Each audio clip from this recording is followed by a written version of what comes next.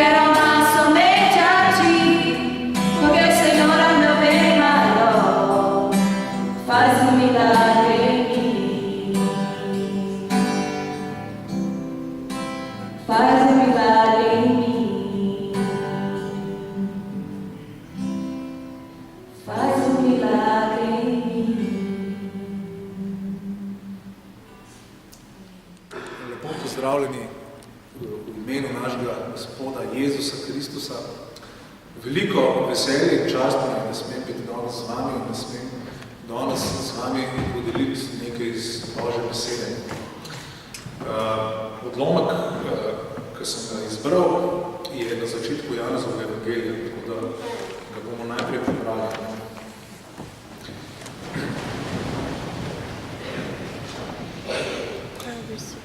Božja beseda pravi tako.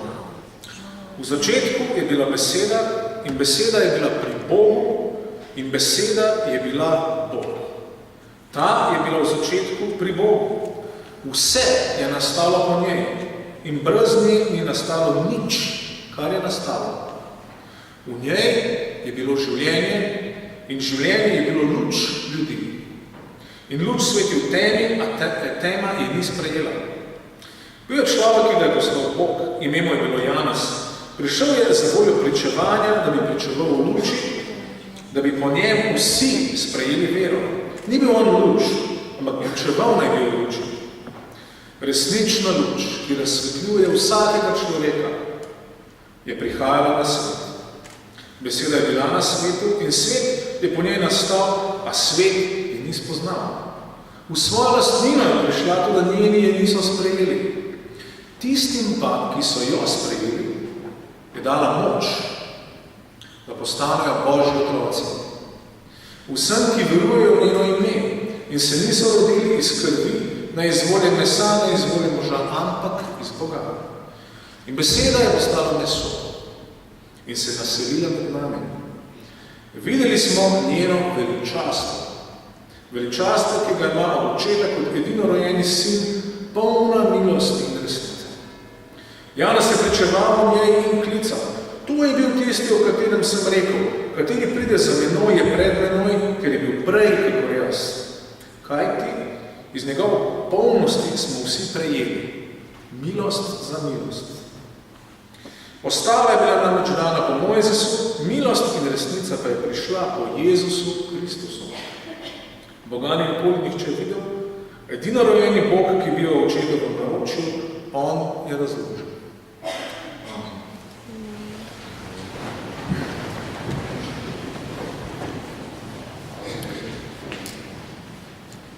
Odlomek, ki smo ga prebrali, je po mojem en najbogatejših odlomkov v vsem svetem pismu.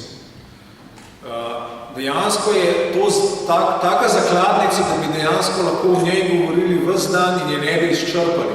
Zato, ker tukaj Janez, apostol, povzema dejansko Božje delo, kaj Bog dela v svetu od začetka stvarjenja, zdaj in kaj dela naprej. In govori, to je ta velika vizija o Božji besedi, ki prihaja izpred večnosti, prihaja, vstopa k nam, vstopa v naš svet, postaja del nas, nas nagovarja, nas greje, nas dviga ven iz te padlosti, v kateri smo se mi ljudje ujeli. To je res velik in čudovit odlomek in danes bi rad morda samo podčrtal par njegovih vidikov in potem dal mečken, poskušal malo razmišljati, kaj to pomeni za nas danes. Bogatstvo tega odlomka, jaz ga vidim kot dejansko kot Božje prekipevanje. Bog gre ven iz samega sebe in se stegne k nam. In najprej to vidimo tukaj že na začetku, v 4. vrstici, recimo, ko pravi, v tej besedi je bilo življenje. In to življenje je bilo za ljudi luč. Luč v svetem pismu, v hebrejskem svetu pomeni veselje, pomeni luč življenja, pomeni to, da se veselimo tega, da obstajamo. In seveda v Jezusu, kot živi Božji besedi, vidimo, da je življenje, ki je in ki se ne neha. Jezus je rekel, jaz sem prišel, da vam dam obilno življenje, brez konca. To je ta vrelc življenja, ki vre iz Jezusa, iz žive Božje besede.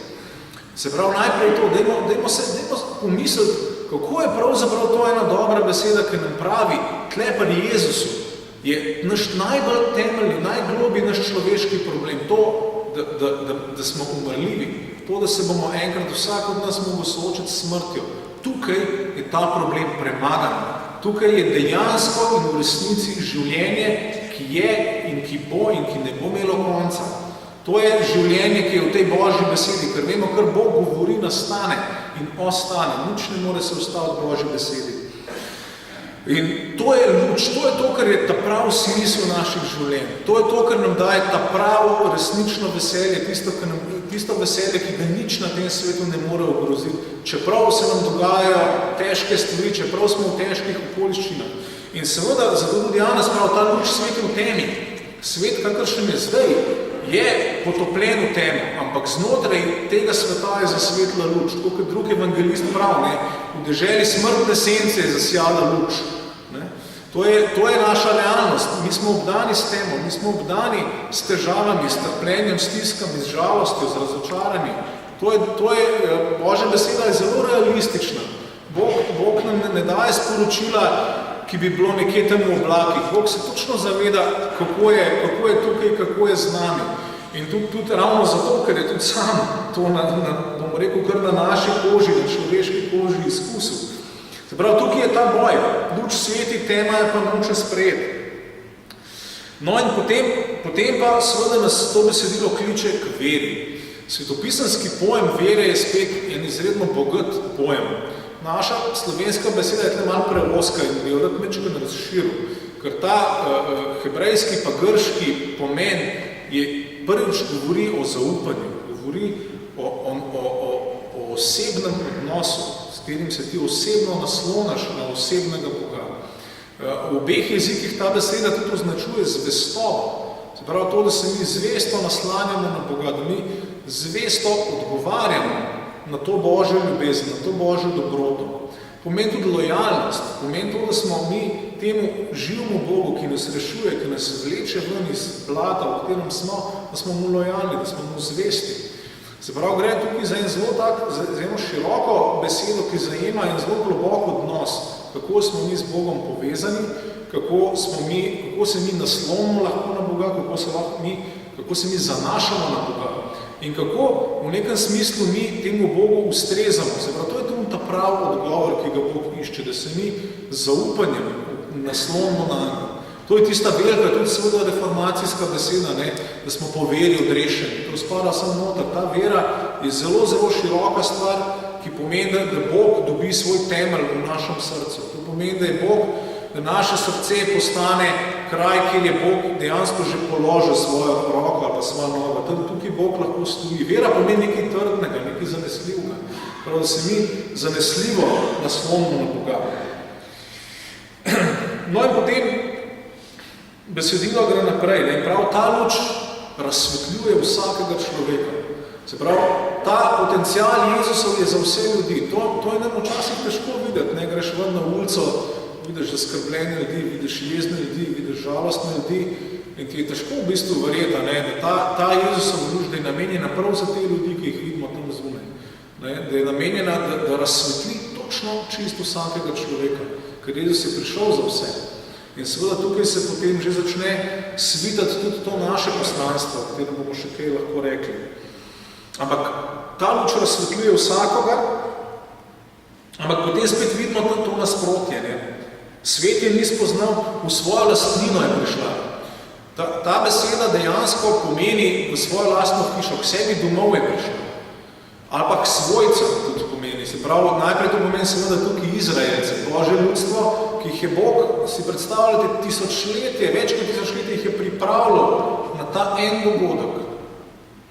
Ampak oni ga niso sprejeli večinoma. Vemo, da ostanek ga je sprejel, apostoli so bili vsi Judje. Ampak kot narod pa niso sprejeli. In to je tudi beseda, v kateri se lahko potem še ustavimo. Ampak vidimo, da je tukaj ena napetost. In pomembno je, kako se mi kot Božji ljudje odzovemo. Potem pa je tukaj ta neverjetna obljuba. V 12. vrstici pravi, tistim pa, ki so jo sprejeli, je dala moč. Tukaj je posebna Božja moč in ta moč je, moramo kar reči, to je čudežna moč. To je moč, ki ni človeška, tako kot sam nadaljevanje te vrstice pove. In moče, da mi postanemo dejansko Božji otroci. In da se ne rodimo na človeški način, ampak tukaj se zgodi pravo, resnično novo rojstvo.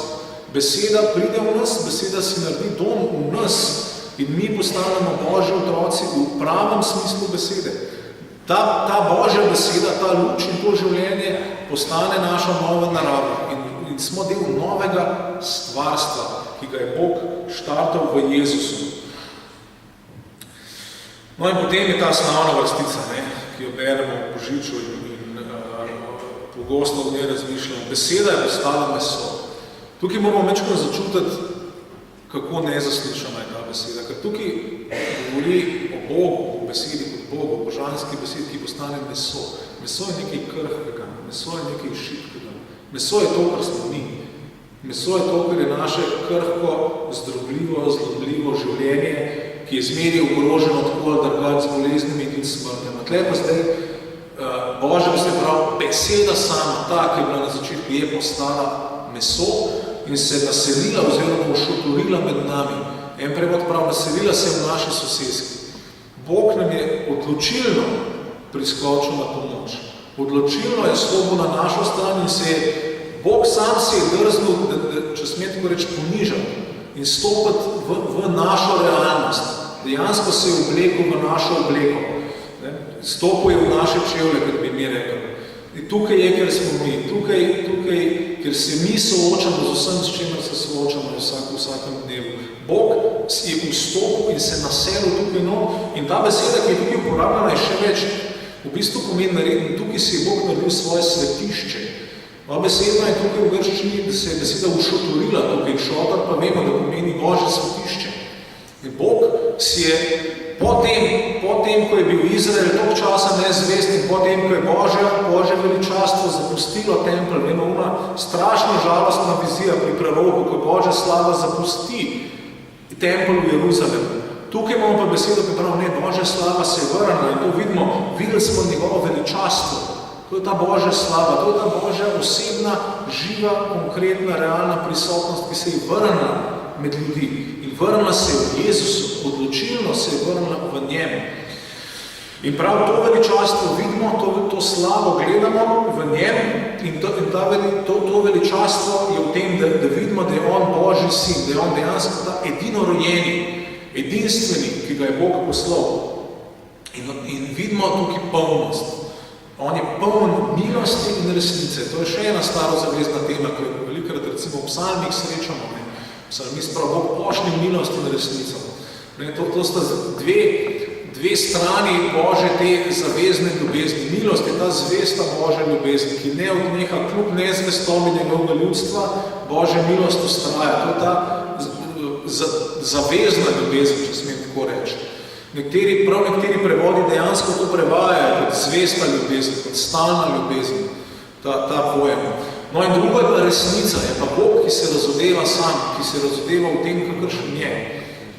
Mi ne moramo dosežiti Boga, ampak Bog doseže nas. To je dobra novica Evangelija. Bog se v svoji luči, v svoji resnici se nam razodeva. In Jezus je poln tega razodevanja. No in potem v 16. vrstici imamo spet vidimo to prekipevanje. Prav, iz njegove polnosti smo mi prejeli milost za milosti. Tukaj moramo brati tako, najprej tekst pove, iz njegove polnosti vsi prejemamo.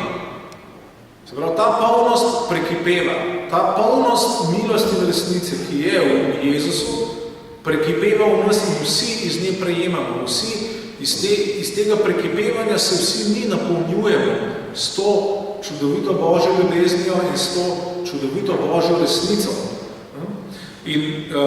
In potem prav milost za milostjo, oziroma dobesedno je milost proti milosti, to milost na mesto milosti. Božja milost se stopnjuje, Bog je že prej bil usmiljen s svojim ljudstvom, ki jim je dal Mojzesovo postavo.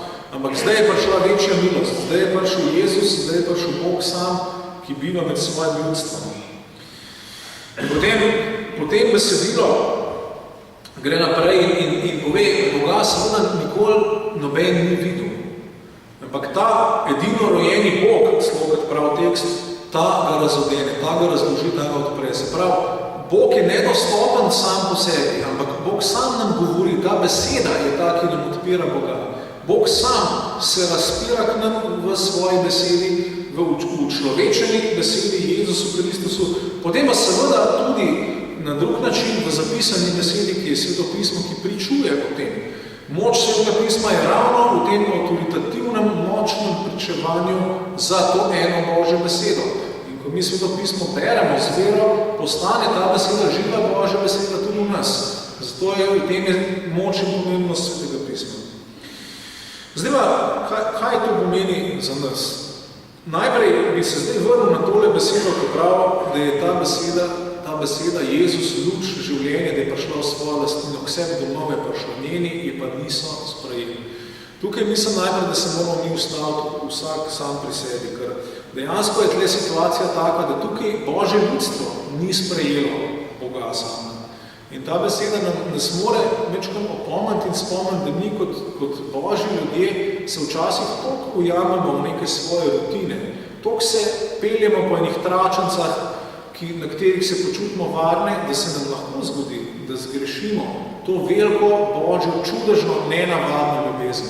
In da nismo odprti za ta pravzaprav, kot Biblija prav, škandal, da je Bog sam postal krhko, ranljivo človeško bitje. Ker to je nekaj, kar gre kontra človeški pameti. Tega ne smemo pozabiti. To, kar se je zgodilo v Jezusu, gre točno kontra vsem naravnim zakonom, vsem common sense, kot pravimo, vsem, kar se bi zdelo zdravo razumsko. Tukaj imamo opravka z Bogom, samim živim Bogom, ki hodi med ljudmi. In besedilo nas poziva, seveda kot Božje ljudstvo, na mene in tebe, da razmislimo, koliko smo res odprti za to besedo, koliko res sprejemamo to besedo. Tudi če smo kristjani, tudi če imamo to identiteto, se moramo vprašati, koliko res pustimo, da ta vrelc življenja prekipeva v nas in potem iz nas prekipeva naprej. Koliko je res, da živimo v tem svetu kot Božji otroci, tako kot Pavel pravi v svojem pismu, kot Božji otroci, da sijemo kot zvezde v tem svetu. Koliko je to res Božji otroci, Pavel pravi, neomadeževani, neoskrunjeni. To je vizija za Boga. Beseda želi dvigati med nami, v nas to luč. Vemo sami, da Jezus je zelo drzno na drugem mestu v Evangeliju rekel, vi ste luč sveta. Prav, on, ki je luč sveta, govori tebi in govori meni. Vi ste luč sveta.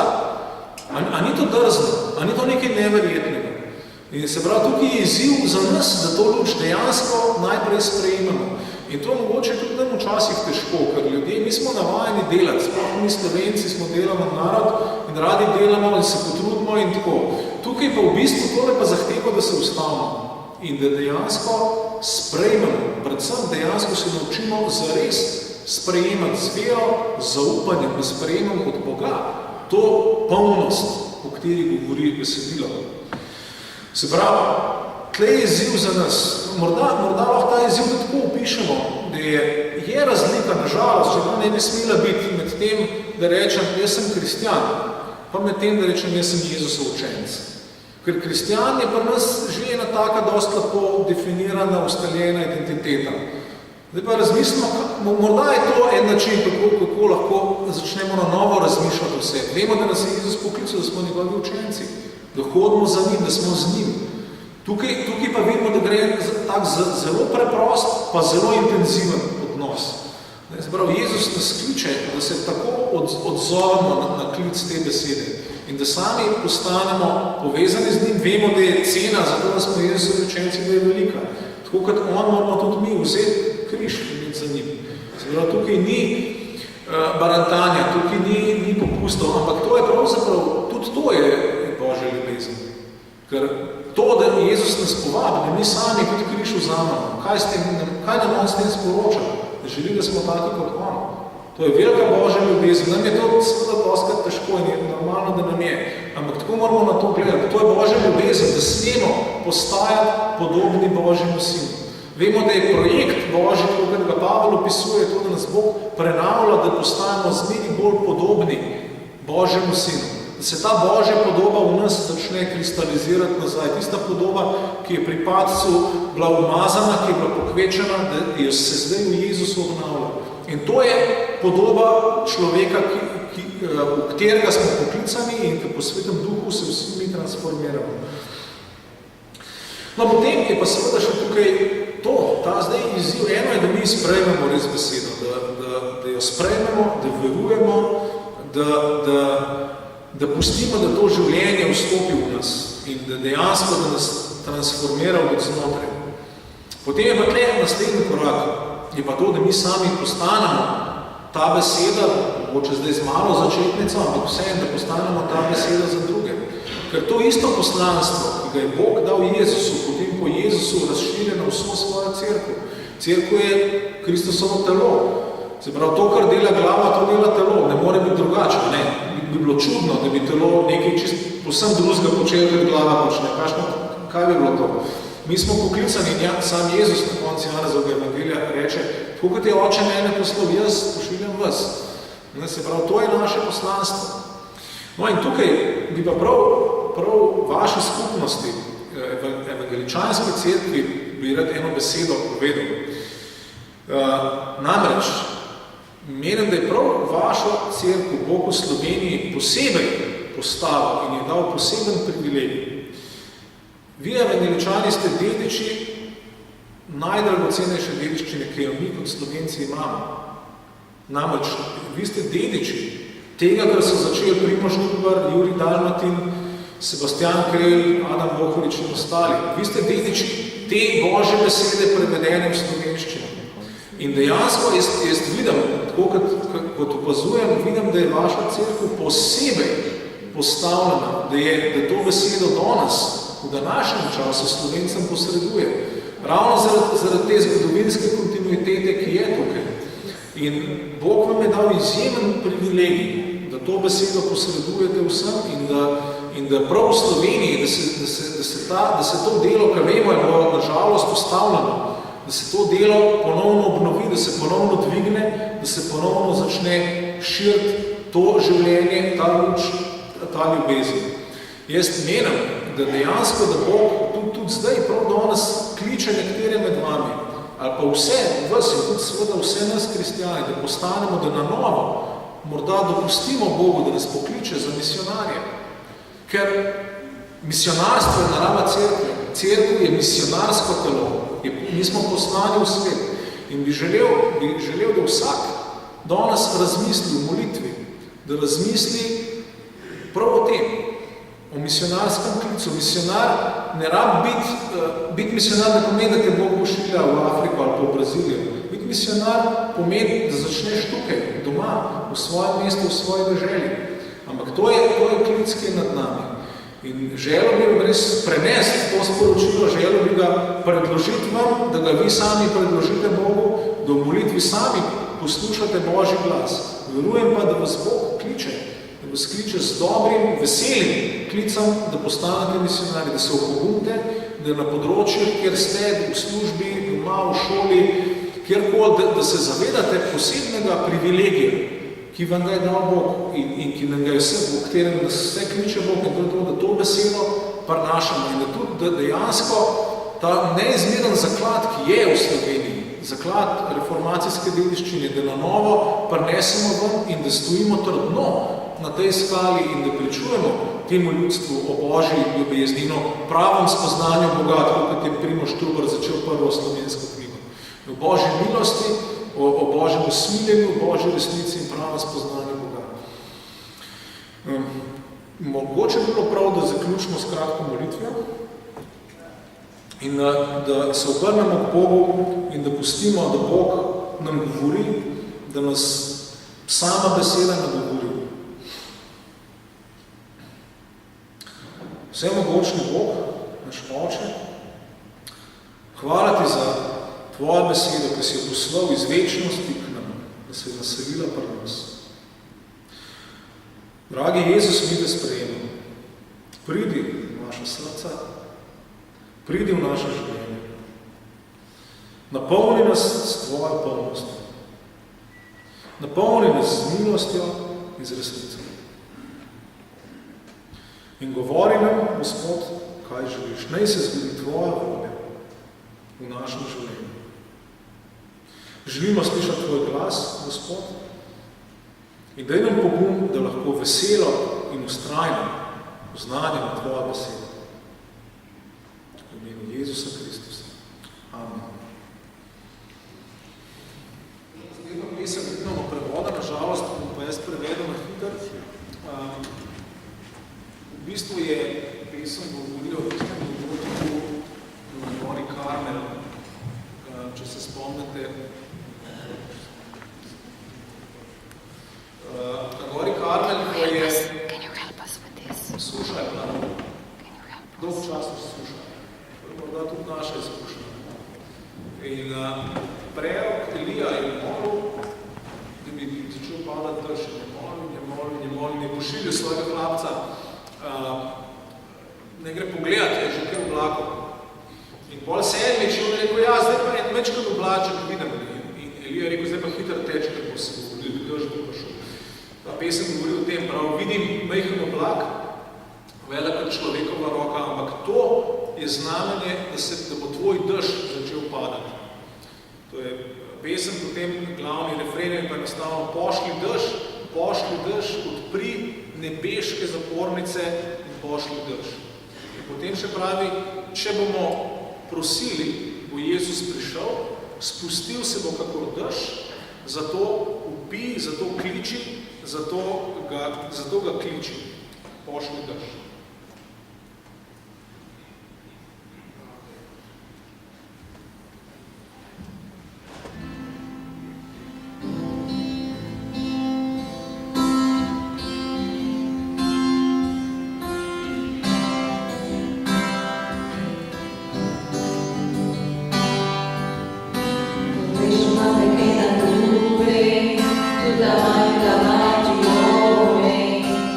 Este é sinal.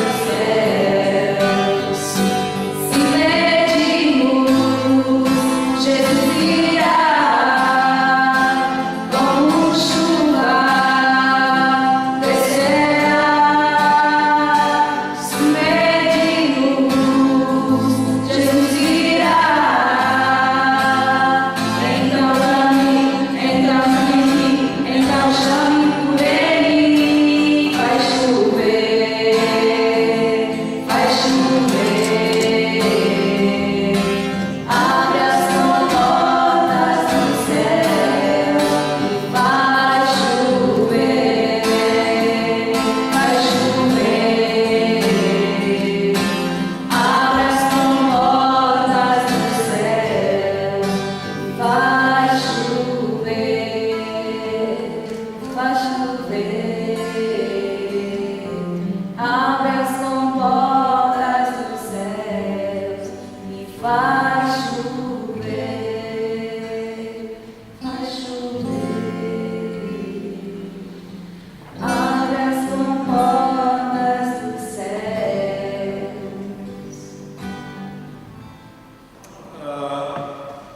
Branje Svetega pisma, kako dobro brati.